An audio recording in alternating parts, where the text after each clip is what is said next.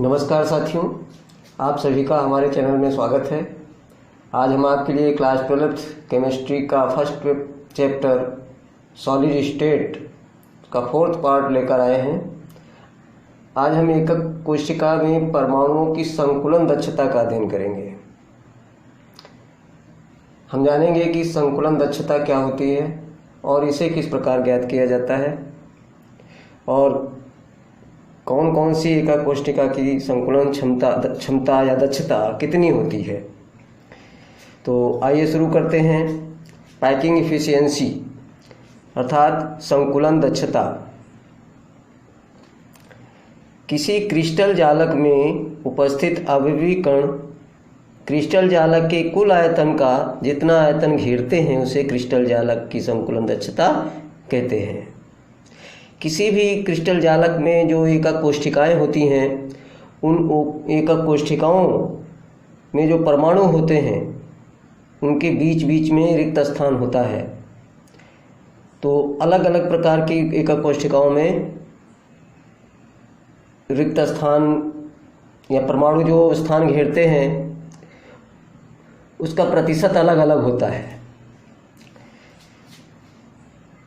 तो किसी भी क्रिस्टल में जो परमाणु होते हैं वो एकक कोशिका के कुल आयतन का जितनी जगह घेरते हैं वो क्रिस्टल जालक की या एकक कोशिका की संकुलन दक्षता या संकुलन क्षमता कहते हैं। प्रतिशत में इसको निकालते हैं। तो आइए देखते हैं इसका फार्मूला क्या है प्रतिशत संकुलन दक्षता का। प्रतिशत संकुलन दक्षता बराबर होती है अवयवी कणों द्वारा घेरा गया आयतन बटे क्रिस्टल जालक का कुल आयतन गुणे 100%। इसे प्रतिशत में निकालने के लिए इस फार्मूले का उपयोग किया जाता है। तो आइए जानते हैं कि कौन सी एकक कोशिकाओं की संकुलन दक्षता कितनी होती है। तो सबसे पहले हम बात करेंगे सरल घनीय एकक कोशिका की SSC की संकुलन दक्षता। Packing efficiency of SEC। सरल घनीय एकक कोशिका में कोशिका के कुल आयतन का 52.4% आयतन ही अवयवी कणों द्वारा घेरा जाता है। इसमें जो अवयवी कण होते हैं वो 52.4% ही जगह घेरते हैं, बाकी जो शेष आयतन होता है वो रिक्त रहता है, खाली जगह रहती है। अब बात करते हैं BCC की संकुलन क्षमता की। Body centred cubic unit cell. इसकी संकुलन दक्षता 68% होती है। अर्थात BCC के 68% आयतन में अवयवी कण रहते हैं, बाकी 32% स्थान रिक्त रहता है। FCC की संकुलन दक्षता।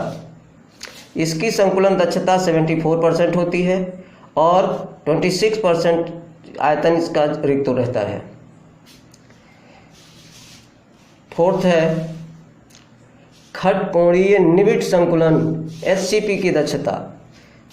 तो ये खटकोणीय निविड संकुलन की संकुलन दक्षता FCC के बराबर ही होती है, 74% ही होती है। तो अभी आपने SCC की संकुलन दक्षता, BCC की संकुलन दक्षता, FCC की संकुलन दक्षता और खटकोणीय निविड संकुलन की संकुलन दक्षता आपने पढ़ी। आइए अब हम देखते हैं कि ये संकुलन दक्षता को हम ज्ञात कैसे करते हैं। आपने अभी फार्मूला देखा था प्रतिशत संकुलन दक्षता निकालने का, अवयवी कणों द्वारा घेरा गया आयतन बटे क्रिस्टल जालक का कुल आयतन गुणे 100%। तो ये इससे निकाला जाता है। आइए हम SCC के लिए संकुलन दक्षता को कैसे ज्ञात करते हैं ये जानेंगे।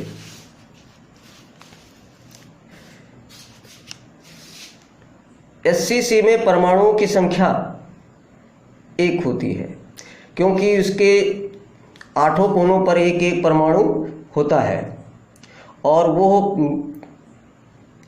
उसमें एकक कोष्ठिका में परमाणुओं का योगदान केवल एक ही होता है कि प्रत्येक परमाणु 1/8 भाग ही एक एकक कोष्ठिका में योगदान करता है।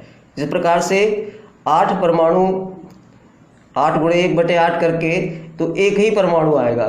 तो सरल घनीय संरचना में परमाणुओं की संख्या 1 होती है। माना एकक कोष्ठिका के कोरों की लंबाई बराबर a।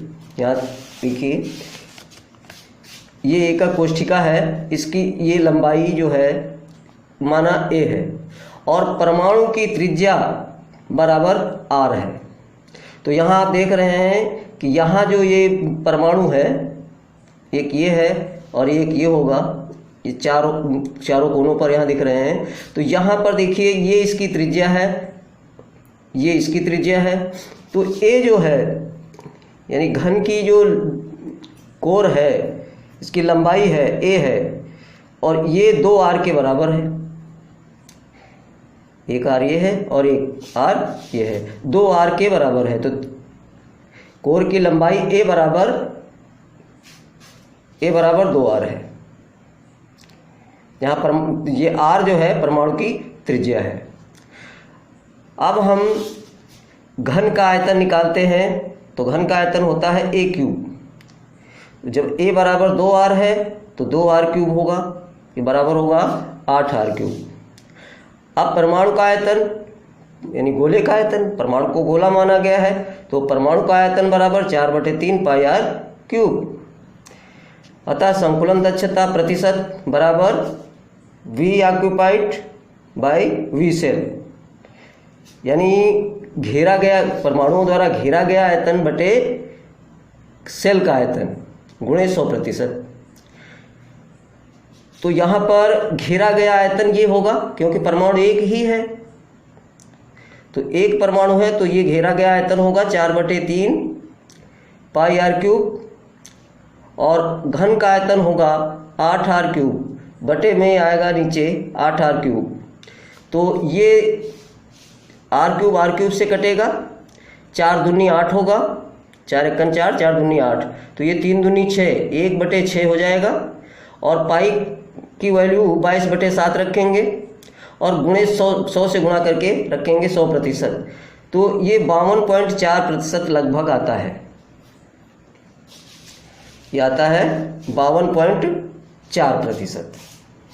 अब हम बात करेंगे BCC के लिए संकुलन दक्षता ज्ञात करना। BCC के लिए संकुलन दक्षता ज्ञात करना। यहाँ आप देख रहे हैं कि BCC में क्या होता है, एक परमाणु जो होता है घन के केंद्र में होता है। तो ये घन के केंद्र में ये इस तरह से होता है, इस कॉर्नर का, ये बीच का और ये पीछे वाले उधर वाले कॉर्नर का, ये परमाणु 3 दिख रहे हैं।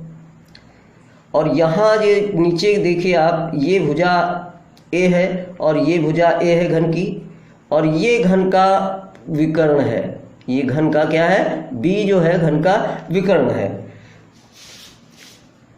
तो काय का विकर्ण C, ये देखिए ये वाला जो विकर्ण है ये C है और ये किसके बराबर है, एक त्रिज्या इसकी है, इसकी 2 त्रिज्याएं हैं और एक त्रिज्या इसकी है, तो 4 त्रिज्याओं के बराबर है।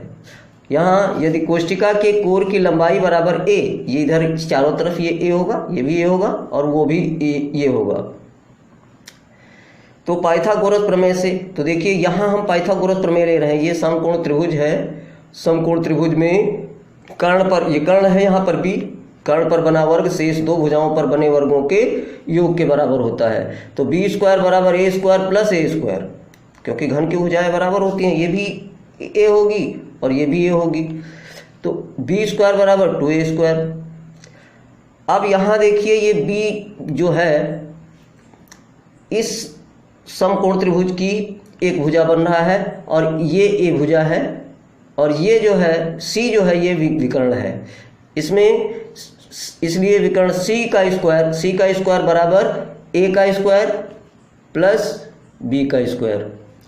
तो a², अब b का स्क्वायर पहले आप देख चुके हो कि b² बराबर 2a² है, तो b² की जगह 2a² रख लेंगे, तो a² प्लस 2a² बराबर 3a²। तो सी का वर्गमूल लेंगे तो सी स्क्वायर का वर्गमूल लेंगे तो सी होगा बराबर √3a होगा। इसका वर्गमूल लेंगे तो √3a होगा। तो ये हमारा c बराबर √3a हो गया।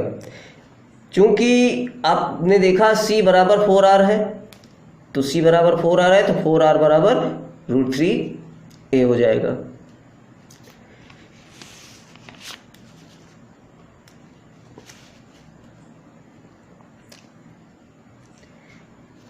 √3a हो जाएगा। इसलिए r बराबर, अब त्रिज्या बराबर देखेंगे तो ये ये 4 नीचे आएगा √3/4a, या फिर a बराबर 4r/√3, या 4a बराबर यानी भुजा कितनी होगी, a बराबर 4r/√3। तो अब इसका अगर हम आयतन निकालेंगे घन का, a का ये भुजा वाले घन का आयतन निकालेंगे a क्यूब बराबर होगा 4/√3r का क्यूब, तो ये होगा 64/√27r क्यूब। ये आपका हो गया घन का आयतन। अब परमाणु का आयतन यहाँ दिया है 4/3πr क्यूब, तो दो परमाणुओं का आयतन बराबर 2 × 4/3πr क्यूब। चूँकि BCC में परमाणुओं की संख्या 2 होती है इसलिए 2 से गुणा किया गया, 2 परमाणुओं का आयतन निकाला गया 8/3πr क्यूब। तो अब हम इसकी संकुलन दक्षता ज्ञात करेंगे।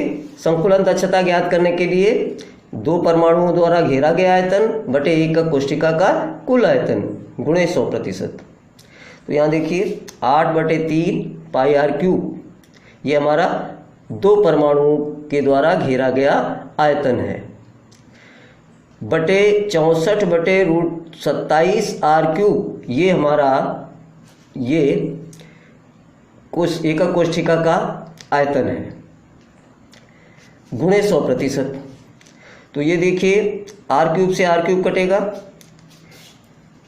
8/3π, और ये बटे में है, इसको गुणा के रूप में रख लेते हैं, भाग के रूप में गुणे के रूप में रख के, और इसको ऊपर कर देते हैं √27/64 गुणे 100%। आइए इधर इसको गुणा कर लेते हैं, 8/3 गुणे 22/7, ये 22/7 होगा, गुणे 27/64 गुणे 100%। फिर 8 × 8, 8 × 8 64, ये कट गया।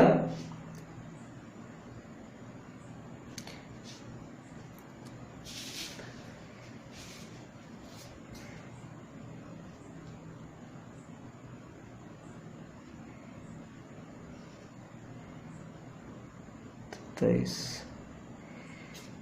7 × 21, 21 × 8 168, और 22, और ये √27 का जब हम इसका वर्गमूल करेंगे तो 5.2 आएगा। इसका आपस में गुणा करने पर और 168 से भाग देने पर ये 68% के लगभग आता है। तो इस प्रकार से इसकी संकुलन दक्षता ज्ञात की जाती है। Thank you.